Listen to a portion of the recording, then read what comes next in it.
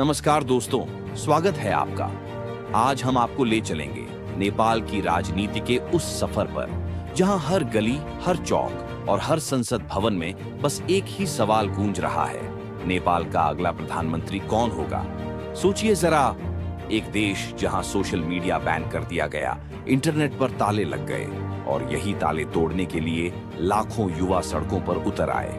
नारों की गूंज, भीड़ का जोश और बदलाव की मांग, इस सब ने देश की सत्ता को हिलाकर रख दिया और नतीजा ये हुआ कि प्रधानमंत्री के पी शर्मा ओली को कुर्सी छोड़नी पड़ी। अब सवाल ये है कि वो खाली कुर्सी किसे मिलेगी? कौन होगा वो शख्स जो इस तूफानी माहौल में नेपाल को संभालेगा? सबसे पहले नाम आता है सुशीला कार्की का। ये कोई आम नाम नहीं है, नेपाल की पहली महिला मुख्य न्यायाधीश।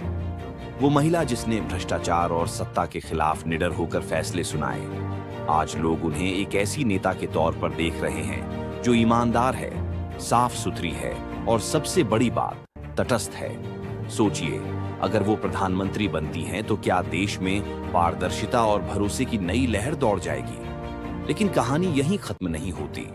दूसरा नाम है कुलमान खिसिंग का। इस शख्स ने वो कर दिखाया जो असंभव लगता था।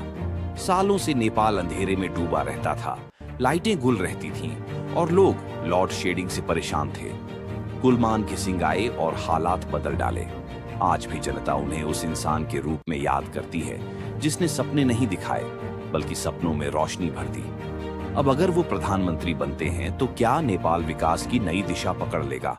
और अब आते हैं युवाओं के हीरो बालेन शाह पर। काठमांडू के मेयर, रैपर, इंजीनियर और जनता के दिलों की धड़कन।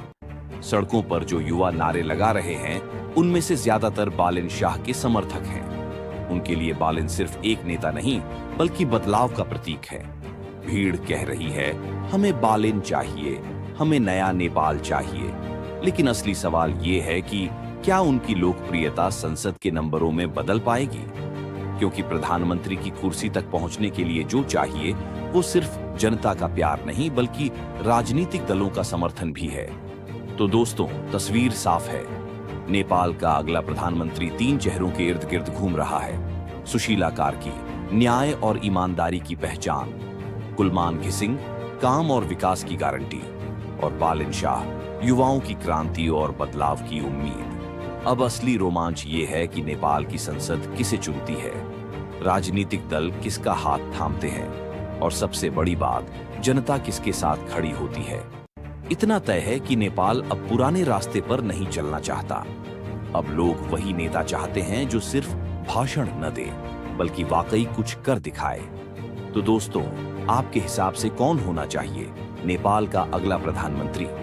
क्या सुशीला कार्की वो बदलाव ला पाएंगी जिसकी जनता को तलाश है? क्या कुलमान खिसिंग विकास की नई रोशनी बनेंगे या फिर युवाओं की पसंद बालेन शाह चमत्कार कर दिखाएंगे?